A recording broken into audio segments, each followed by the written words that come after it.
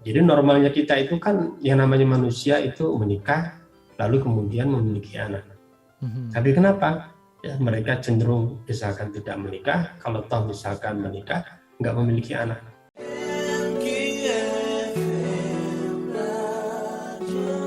Terkait dengan sebenarnya apa itu child free, kemudian apa itu spirit doll. Nah, sebenarnya apa nih Ustadz yang kemudian membuat Ustadz ingin mengangkat tema ini pada malam hari ini? Apakah itu sebegitu pentingnya kemudian bagi kita yang menghadapi kenyataan itu, atau bagaimana Ustadz? Ya, ini penting sekali, Mas Fatur. Jadi memang kalau kita lihat ya, Indonesia ini kan negeri yang mayoritas lili.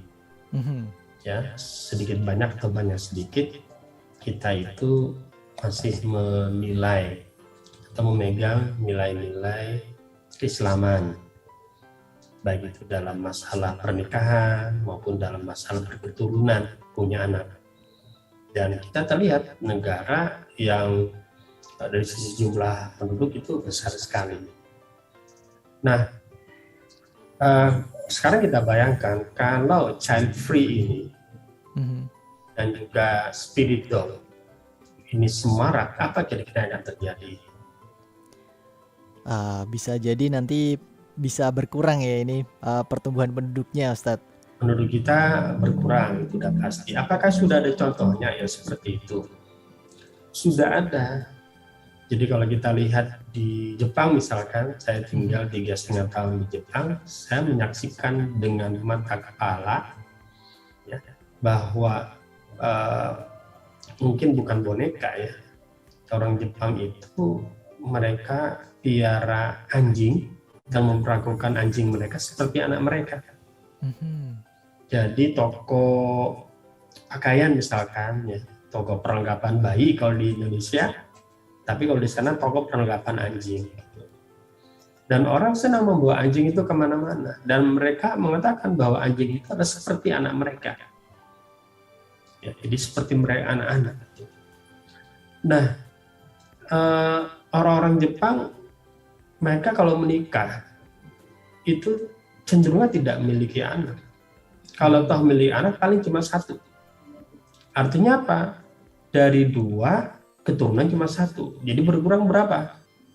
50%. Dan apa yang terjadi kemudian di Jepang? Jepang itu negara yang pertumbuhannya, ya, pertumbuhan penduduknya itu sangat kecil, bahkan mungkin bisa negatif ya, saya tidak tahu persis datanya. Tetapi yang jelas negara Jepang itu terancam menjadi negara yang penduduknya itu kalau dibiarkan terus-menerus itu akan mengalami kepunahan. Dan orang Jepang menyadari itu, betapa sulitnya ya mendorong warga negaranya itu memiliki anak. Banyak sekali stimulus yang diberikan oleh negara kepada warganya yang memiliki anak. Tapi banyak yang memilih tidak memiliki anak. Bahkan banyak juga yang tidak menikah. Nah, ini fenomena sosial ya, jadi fenomena terjadi di negeri Sakura sana yang bisa jadi juga akan menimpa kita. Faktor utama orang tidak mau menikah, orang tidak memiliki anak, atau pelariannya itu kepada anjing kalau di sana, atau di sini yang mau dibawa itu kepada boneka misalkan. Jadi ini apa ya, fenomena yang seperti orang itu ingin bukan mencoba-coba ya, kalau istilah saya adalah orang yang mungkin salah arah di dalam menyalurkan naluri berketurunannya gitu.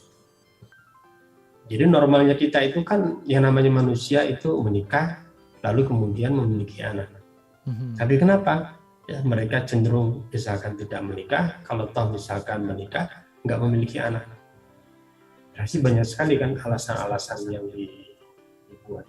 Nah, tapi yang jelas ini fenomena yang mesti kita angkat ya, di samping masalah penduduk tadi yang mungkin berkurang, ya bagi sebagian mungkin mengatakan kebetulan Indonesia jumlah penduduknya banyak, jadi kalau dikurangi mungkin lebih baik.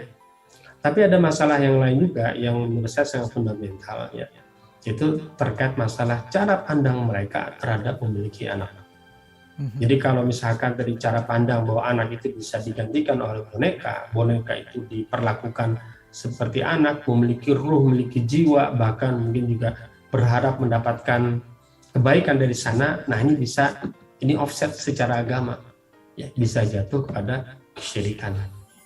Atau yang tadi orang menikah tapi nggak ingin punya anak. Alasannya apa? Punya anak itu susah, mahal.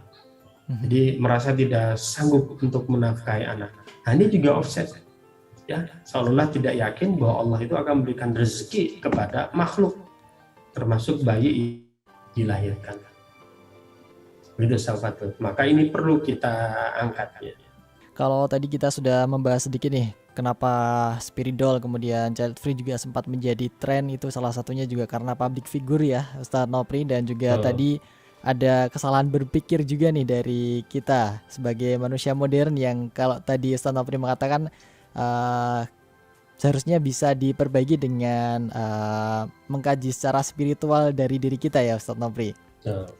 Nah kemudian nih bagaimana kita sebagai umat muslim ini menghadapi topik-topik dan juga kegiatan-kegiatan seperti ini tuh gimana nih Ustadz cara menyikapinya? Ya, yang pertama itu kita sebagai seorang muslim itu mesti memiliki standar berpikir yang benar. Standar berpikir yang berstandarkan kepada Islam. Allah menciptakan manusia, Allah juga kasih panduan bagaimana kita menjalani kehidupan ini, bagaimana kita menyikapi masalah-masalah yang ada dalam hidup. Nah, kalau kita itu memiliki panduan yang kuat, ya, dalam benak kita, dalam pikiran kita, maka kemudian kita akan mudah terbawa dengan pikiran-pikiran yang bermasalah itu. Jadi manusia itu makhluk berpikir, maka dia harus dikawal dengan pikiran yang benar. Jadi sebagai seorang muslim, ya, agar kita lebih kebal itu dari tren-tren yang aneh-aneh gitu yang akan tiba pada kita, itu adalah kita harus memiliki mikias yang kuat. Kita harus memiliki standar yang benar. Kita harus tahu kompas arah yang benar, sehingga kita bisa membedakan mana yang benar, mana yang salah. Jadi kita tidak mudah terpengaruh. Jadi sebagai seorang beriman, maka kita harus menstandarkan pikiran kita itu dengan keimanan kita. Apakah itu sesuai dengan Islam atau tidak? Contoh misalkan tadi spirit doll, boneka arwah atau apa ya istilah Indonesianya itu. Kalau ada mengatakan spirit doll ini, boneka ini ada jiwanya, maka pikiran benar mengatakan nggak ada itu jiwa. Ada arwahnya di sana, pikiran yang benar nggak ada. Ini memberikan kebaikan kepada kita, bisa jatuh musyrik. Ini bisa memberikan rezeki pada kita, bisa jatuh musyrik. Itu kalau memang ada standarnya. Tapi kalau tidak ada standarnya tadi saya kasih dialog imajiner tadi, kosong pikirannya, diajak ngomong, bawa ke sini, pikiran ke sini, oh iya ya benar ya gitu. Karena memang nggak punya standar yang benar. Maka kita harus rajinlah belajar Islam. Ya, karena Islam itu memang panduan hidup. Ya, jadi Allah menurunkan al-huda, petunjuk itu kan untuk diikuti. Jadi kalau kita tidak mengikuti petunjuk, ya pasti tersesat. Pikiran kita itu pasti tersesat. Nah, apalagi di tengah-tengah kehidupan yang semakin materialistis seperti pada hari ini. Kesulitan ekonomi misalkan ya dialami oleh kita, dari banyak orang punya menikah jadi takut, atau kalau menikah nggak ingin punya anak, itu karena memang pikirannya tidak paham misalkan konsep rezeki. Itu jadi aneh-aneh. Jadi yang pertama kali yang harus kita lakukan itu adalah kita harus membenahi atau menguatkan pola pikir Islam kita. Sehingga ketika ada masalah dalam kehidupan kita akan menstandarisasinya dengan Islam. Oke. Nah, yang kedua, kita harus meyakini bahwa Islam itu sesuai dengan fitrah. Mhm. Jadi yang namanya sesuatu tadi saya katakan yang bertentangan dengan fitrah itu harus kita curigai karena memang itu jauh dari Islam. Jadi fitrahnya itu manusia itu menyenangi yang namanya anak-anak, menyenangi yang namanya keturunan, dan keturunan itu dijadikan indah dalam pandangan manusia. Normalnya yang begitu.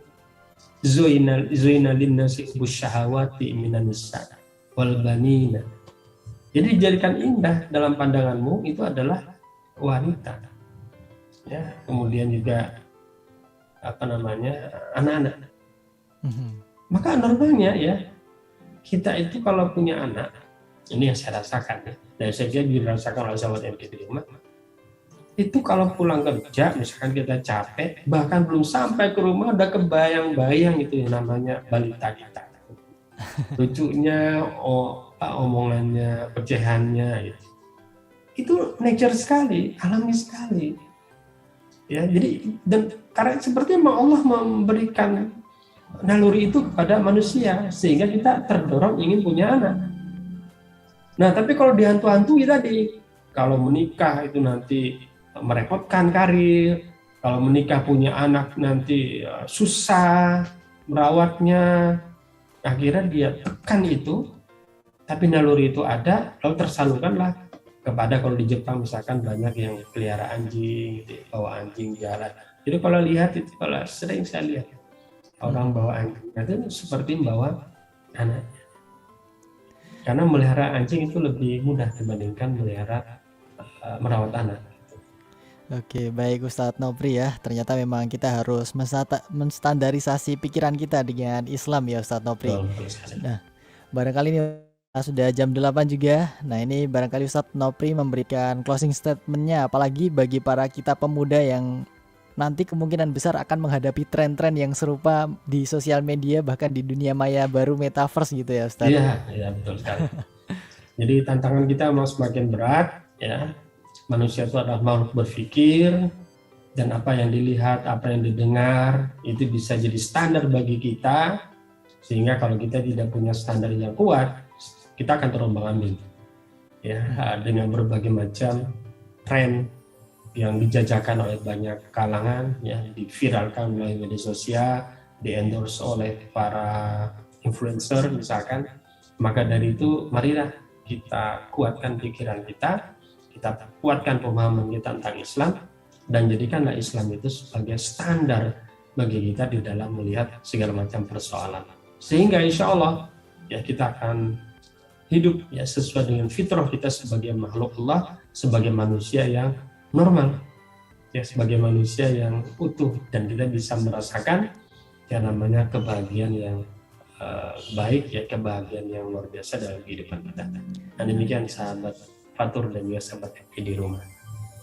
Baik, terima kasih Ustadz Nopri atas pesannya ya, di mana Islam harus menjadi standar dalam segala lini kehidupan kita. Terima kasih Ustadz Nopri atas nasihatnya juga bagi kita para pemuda, semoga bisa menginspirasi ya untuk pendengar kita pada malam hari ini. Terima kasih Ustadz Nopri, semoga sehat selalu Ustadz Nopri.